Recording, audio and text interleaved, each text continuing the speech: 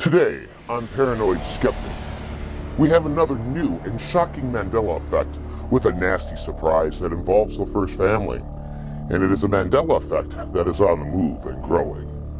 Oh yeah, the lion that was replaced by the wolf is back. If you're confused, I'm going to sort this out for you.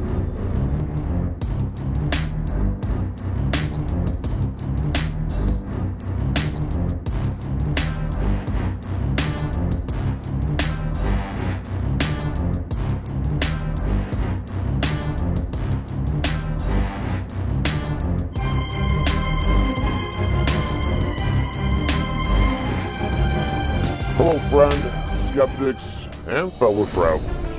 What I'm about to tell you is a secret. The reason for this communication is to tell you that this reality and what you consider to be truth is not as it seems. Your understanding is different than what is real. Something in our reality is not right. This communication addresses some of these concerns and has come to several disturbing conclusions.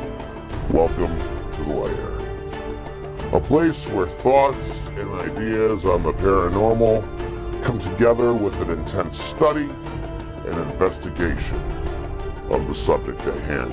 In this room, our room, no subject is taboo, and no subject is too crazy or dangerous to talk about, discuss, and investigate.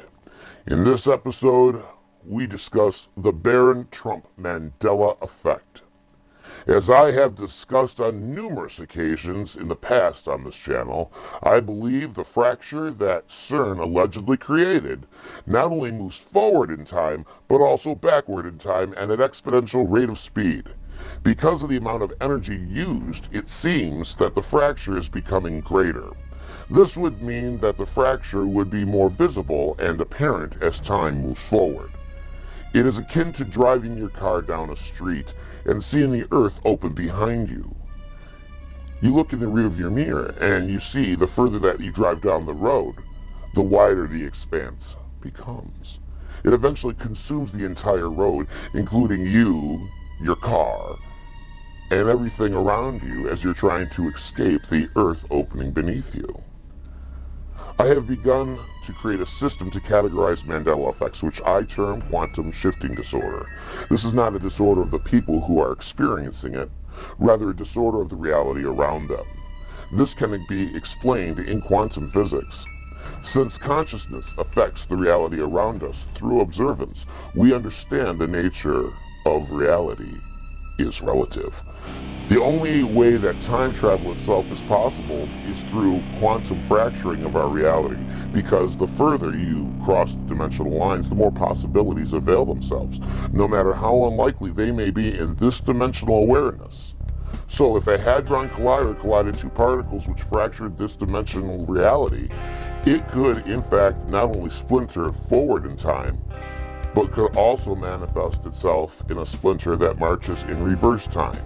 Now, there are theories online which lend to the idea that technology such as quantum computing has the ability to make edits in our distant past, thus leaving substantial clues to some form of tampering.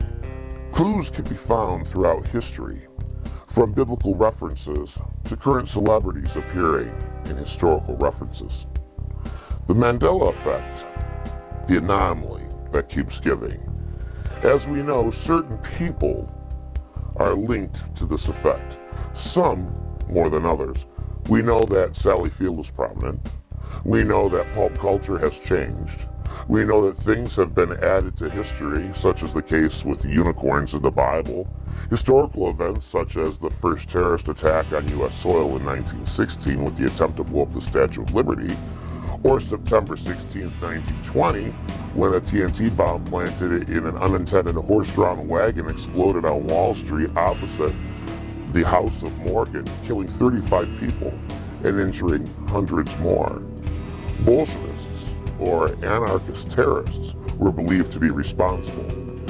These effects have a tendency to have a certain thread weaving a common connection or theme.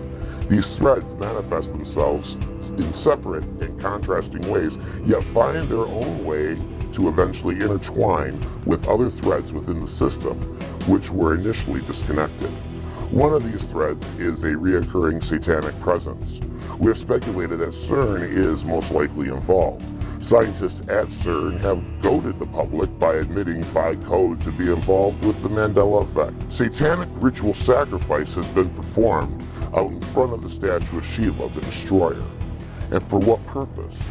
An elaborate joke? A matter that was promised to be looked into, yet one that has never been solved. And then there are some images that were released after the collisions where you could make out an image of what looked to be President Donald Trump. And that's where our new thread begins. I give you Ingersoll Lockwood's Baron Trump's Marvelous Underground Journey. You heard me correctly. This is Ingersoll's first children's book. That is rather bizarre, 32 chapters in all. When I first purchased this book, there were only 3 books that were in Mr. Lockwood's library. There are now 10, and this book has become a series. What makes this book problematic is that it was written in 1896, which makes this book 123 years old. What makes this extraordinarily curious is the fact that it seems to be a Mandela effect in motion. With certain Mandela effects, they seem to be pointed or directed on a theme. One example comes to mind is the Mandela effect that surrounds all the effects that are happening with the Holy Bible. It is almost as if an invisible hand is stepping in and making such outlandish changes, you almost have to be blind in order not to see them. Such is the case with unicorns being listed 9 times in the King James Bible. I personally think that this phenomenon is one of the darker sides of the Mandela effect because it seems to target ideas and concepts. In the book Baron Trump's Marvelous Underground Journey, it starts in Russia. Does that sound familiar? You get what I'm saying?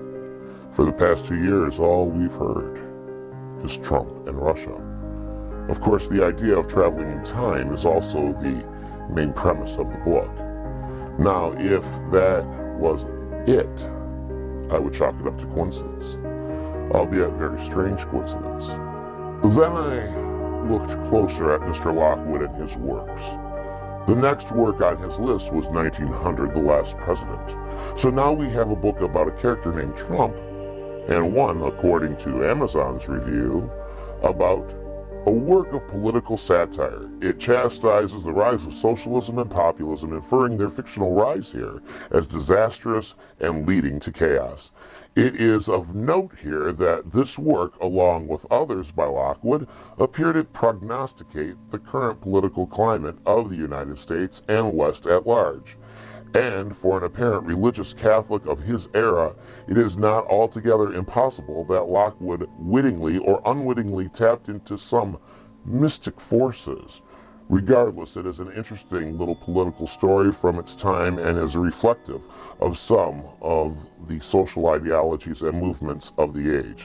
I found that description to be a bit cryptic, so I dug a little deeper. What I found was a singular thread that leads back to our friends at CERN. Do you remember the mock sacrifice at CERN and the satanic overtones in front of the statue of Shiva? How about this connection? What we have here is a genuine mystery. In The Last President, as the U.S. government is laid to waste, the book proclaims the Republic of Washington was no more. It had died so peacefully that the world could not believe the tidings of its passing away.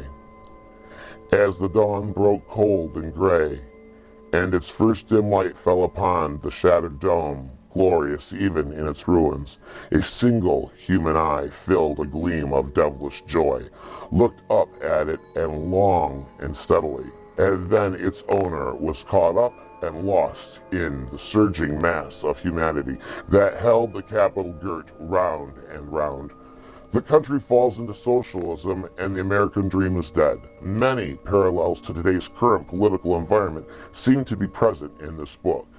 But I am not here to review books for you. I'm here attempting to find the bigger picture, which leads me to the next bit of work. Google describes this next work, The Laconics of Cult, is Lockwood's criticism of organized religions with their shadowy gods on their shadowy thrones in his attempt at creating a new cult of the immortal human. In researching this book, the first thing Mr. Lockwood states is that he often pictured himself the last priest of imperial Rome, touting that all religions are the same to his Christian successors, and then make it a point to mention to Father Jove, who is Jupiter, father of the sky, who is the morning star, otherwise known as Lucifer, the light bearer. I've shortcutted the Greeks, I know. For this subject, their meaning is not relevant. What is notable is King James' version of Isaiah 14:12 refers to Lucifer as O Lucifer, son of the morning, and by others as morning star, son of the dawn. How were it possible to make a sublimer god than our Father Jove, God of gods, thou Jove, most honored, greatest of all, wrapped in thy dark majesty, dweller of infinite space? The Laconics of Cult by Ingersoll Lockwood. On page 59, Ingersoll's intention becomes a little bit more clear. He's starting a cult, one based on good. So why spend so much time talking about what he did not want versus putting a solid emphasis on what he did want? As an attorney, he was trained to be clear.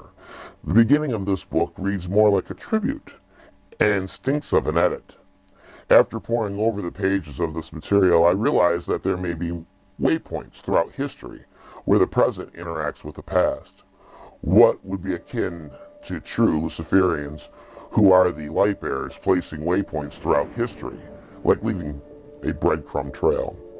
As they dance in front of Shiva, who is the destroyer, their goal seems clear. They are driven on an agenda, but why, Mr. Lockwood? When you look at the foundation of the religion he is trying to cobble together, which is the entire second portion of the book, about a third of the book in total, it is based on the ideas or tenets of love. However, 2/3 of the book talks about the gods being created by civilizations and dying with those lost or dead civilizations. The emphasis on Jove is odd. A good portion of the book talks about Father Jove.